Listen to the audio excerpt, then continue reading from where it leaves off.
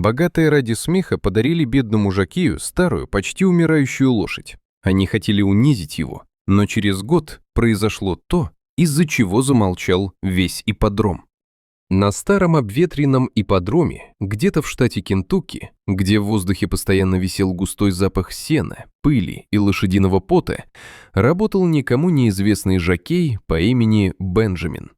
Впрочем, никто так его не называл. Для всех он был просто Бен.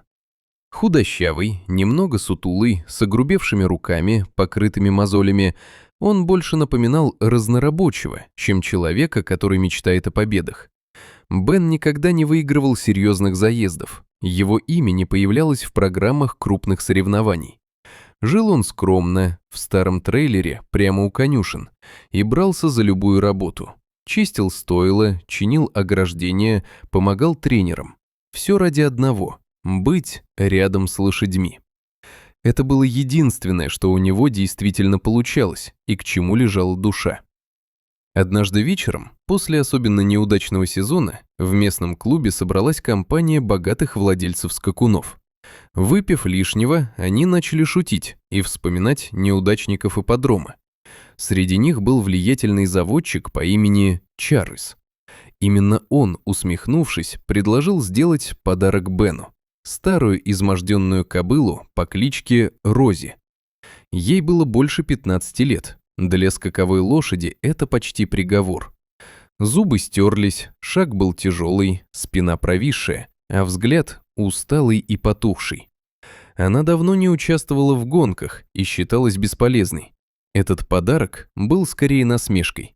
Посмотреть, как бедняк возится с тем, что уже никому не нужно. Но Бен не стал ни возмущаться, ни смеяться. Он просто принял Рози. С этого дня его жизнь изменилась. Он вычистил ей стойло до блеска, начал приносить свежую морковь, хороший овес, тратя на это последние деньги. Каждый день он аккуратно разминал ее суставы, выводил на короткие прогулки, терпеливо давая ей время привыкнуть к нагрузке. Он разговаривал с ней, спокойно, будто с человеком, делился своими мыслями, иногда даже жаловался на жизнь. Месяцы шли незаметно. Постепенно Рози начала меняться. Сначала чуть увереннее стала держать голову, потом в глазах появился живой блеск. Движения стали увереннее, шерсть гладкой. Пока другие окончательно списали ее, Бен продолжал работать. Он не гнался за скоростью, он строил выносливость и доверие. Он учился чувствовать ее, а она – его. Прошел год. На открытых соревнованиях в Луисвилле Бен вышел на старт с Рози. Толпа встретила их смехом, ставки делали против них. Это казалось очевидным. Но после старта все пошло иначе. Рози начала спокойно, даже отставала. Но постепенно стала догонять.